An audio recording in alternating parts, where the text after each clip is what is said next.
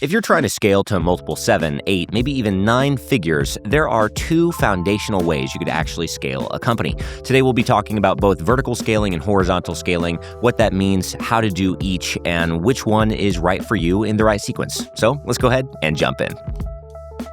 Just as a quick disclaimer, while I have not yet built a multi-8-figure company myself, I have helped multiple companies scale to the multi-8 figures and beyond. But this specific lesson that I will be bringing to you is brought to you actually by a guy named Salim and his business partner, Tan. They just presented to Jeremy Haynes' Inner Circle yesterday. I was down here in Miami and they were presenting some lessons that they have learned on how they've been able to build their business to $5 million a month and beyond. And that's just one of their businesses. They've got a whole bunch of them. And so there was one specific lesson that was taught yesterday that I think a lot of people are either unaware of or maybe they're naive to, especially in the multi-6 and especially the 7-figure run rate. There's a lot of people that are unaware of these 2 directions of scaling. They're called vertical scaling and horizontal scaling. We're going to talk about both of those. So let's go ahead and dive on in. But if you do want to go give them a follow on Instagram, it's Salim and Tan. Their Instagram handles are literally just SLM and TAN. So go give those guys a follow. Full credit to them on this one. All right. So the first way to scale your business is through vertical scaling. And I think this is what most people think of when they think of trying to scale up their business. So vertical scaling in simple, like probably the most simplest forms, is having multiple offers within the same organization.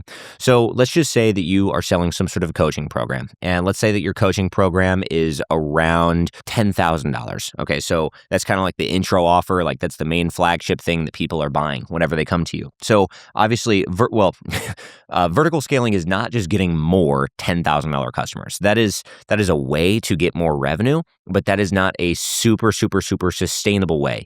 Ideally, that like the whole point of vertical scaling is how do you continue to increase your LTV, your lifetime value of a client or of a customer in the same organization. If someone comes to you and they pay, let's say $10K, your first kind of intro offer, okay?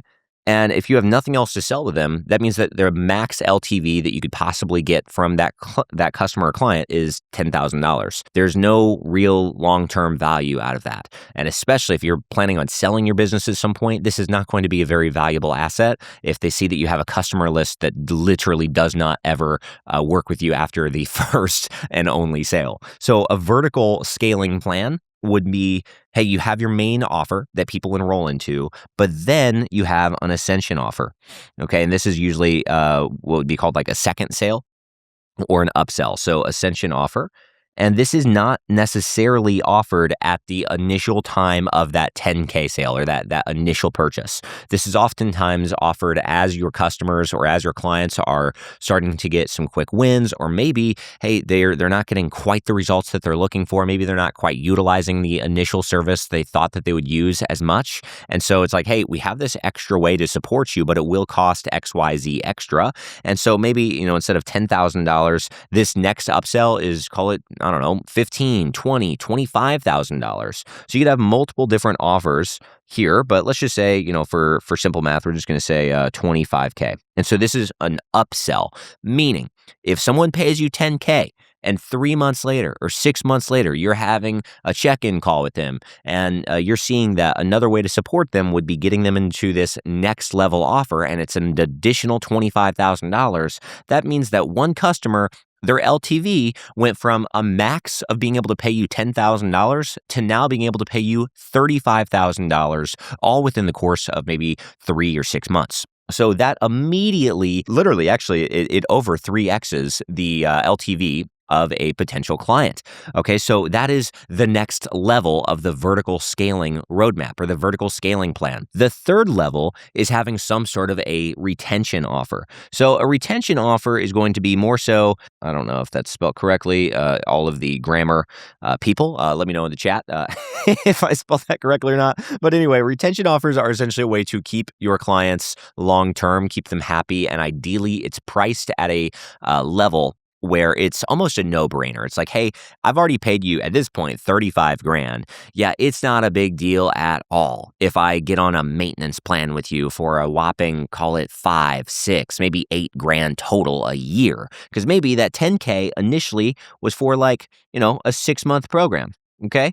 And then maybe that 25K was for, I don't know, maybe an additional 6-month program or maybe a, 12-month duration, right? So that means, hey, over the course of somewhere between 6, 12, maybe 18 months total, they would have paid you 35. And then now you're saying, hey, by the way, if you'd like to continue working with us, on this maintenance plan, it's going to be a whopping, call it, let's just say, for easy math, we're going to say $5K per year.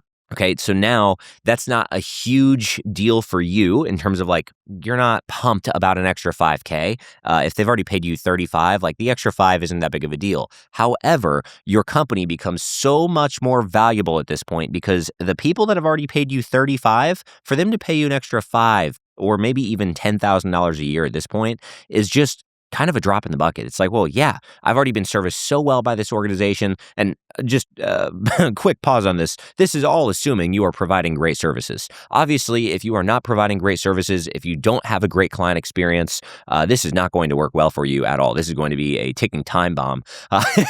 So, make sure that each of your services or each of your offers that you're selling are obviously getting people incredible results.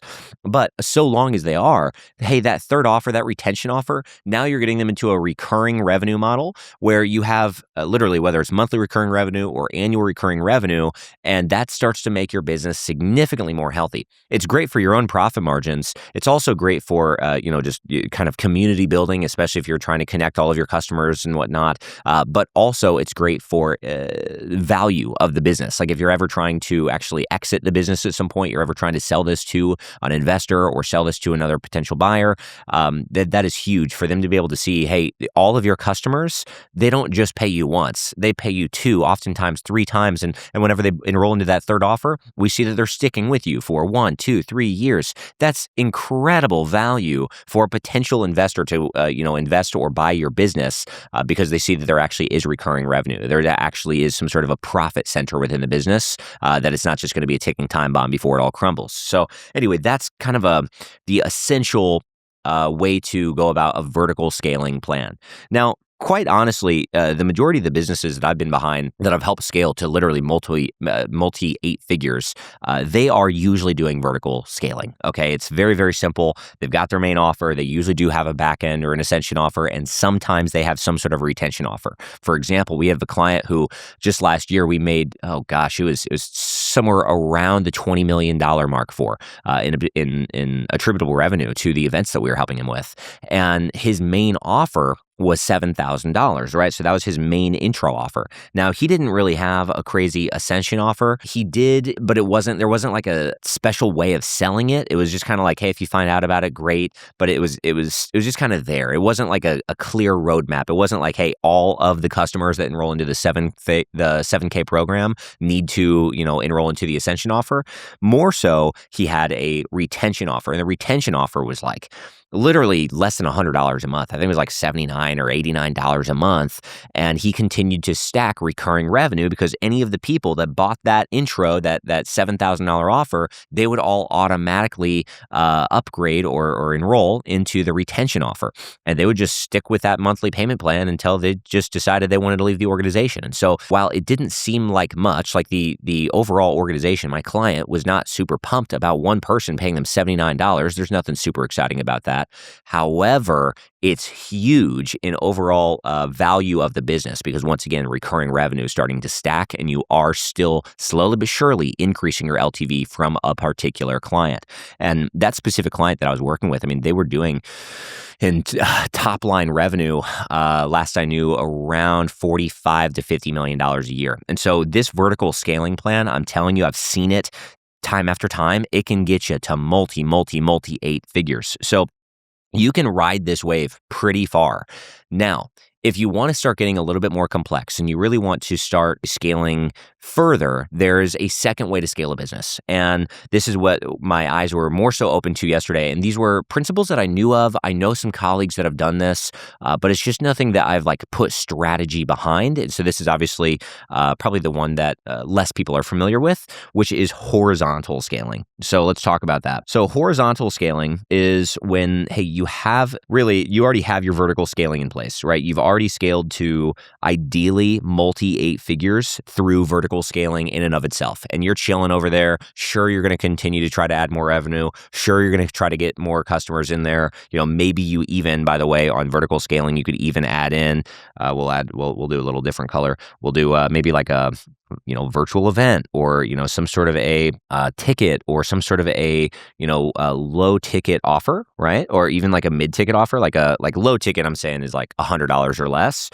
Mid ticket would be likely a few $100s, maybe even $1,000, $2,000. But anyway, those are great. More so just lead generation offers that aren't even necessarily there to make profit. Oftentimes it's just an extra customer acquisition system that you could then sell that main intro or that main flagship offer that you have. So, we're just going to say, cheap, cheap, lead gen. That's another way, once again, vertical scaling. And that's obviously something that we help out with. So by the way, if you're looking for help with that, like let's say that you have your $10,000 offer or your $15,000 or your $5,000 offer, and you're like, yo, this is great, and I want to learn about horizontal scaling. Like, Zach, come on, get to that. Hey, heads up, we'll get there. However, if you have not truly scaled up, if you're not doing multi 7 figures, if not 8 figures already with the vertical scaling, I will tell you one of the easiest and most efficient ways to do that is through hosting virtual paid events or paid challenges. Fully transparent, that is what we do. My name's Zach Hesterberg. I do run paidevents.com, paidchallenges.com, paidbootcamps.com, soldoutevents.com. We own them all, okay? We've been doing this for years and years, helping people install virtual events into their business that they can sell tickets to, the very affordable tickets, $7, $9, $27, etc. Sell really, really cheap tickets and get as many of their ideal customers in a virtual room as possible. And they go live for a couple days in a row, usually 1 or 2 hours a day. And you can deliver an incredible experience, show people that you really do know your stuff, that you could actually not just talk the talk, but walk the walk, and help them create a great experience, and then enroll them towards the end of that. We help you with your pitch. We help you in like a one-to-many selling environment. We help you make sure that you're enrolling a good percentage of those tickets into your flagship offer. And so that's a great way to go about vertical scaling. So if you'd like more help with that, once again, go to paidevents.com, go check out the link in the description. You can book a call with either myself or someone from my team. We'd be happy to talk about what that could look like within your business. So anyway, let's go ahead and continue on to horizontal scaling. Okay, so horizontal scaling. This is once again assuming that you're already at multi 7 figures, ideally 8 figures though. And this is when you start building separate companies. So this is a mindset shift to more so looking at yourself as a holdings company. Okay. And so what this looks like is, let's say that you have your, education business over here, and this is what you were building your vertical scaling with, right? Okay, so here's pillar number 1. Boom, that's company number 1, education business. And then you're like, well, what's a separate business? What's a separate service? What's a separate product that we can go create and serve the customers from the first business with in a way that wouldn't compete, but it would simply be complementary?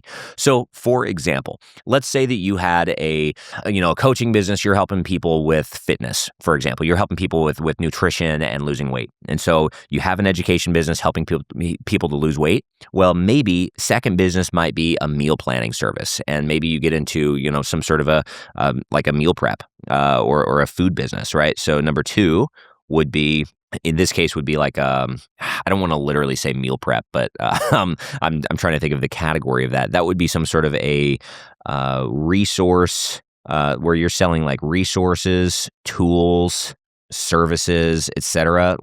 And these are more so like, I guess, call it like done for you. Actually, let's say that done for you services, because really, that's what the next offer is. So if you have an education business, that means you're not doing things for the customer. So the next one could either be, technically you could say done with you, but let's just say done for you services. And then third one, after you start, vertical scaling the done for you services, that's great and all. But then you have, maybe you have a software that you roll out. So softwares or tools or coding, things like that. And obviously with vibe coding and all the different AI platforms out there, it is unbelievably easy to do that nowadays. So for example, in the world of fitness, let's say that you had some sort of a proprietary software that allowed people to track their calories. Obviously, we got MyFitnessPal and plenty of others out there. But, that would be an example. Is let's say you had your own app that people can go download. They pay $10 a month on or $20 a month on. And it's nothing crazy in terms of revenue, but once again, it's just another profit center, but it's technically a different business. It's you might have a couple employees that are sharing, their time between one business to the next. But in terms of branding, in terms of offers, in terms of, entity structuring, et cetera, they are technically different businesses. So anyway, you continue to build out different businesses over time, and they're all able to be profiting from the same customers as your first business. Okay, so this is horizontal scaling. Obviously, this is complex. This is going to require a team. This is going to require, you're probably going to need to put in place executives for each of these organizations. You're probably going to need a C-suite for the majority of all of these organizations. Maybe you have a different CMO for each organization. You could maybe have like a fractional CMO that's looking over all of them.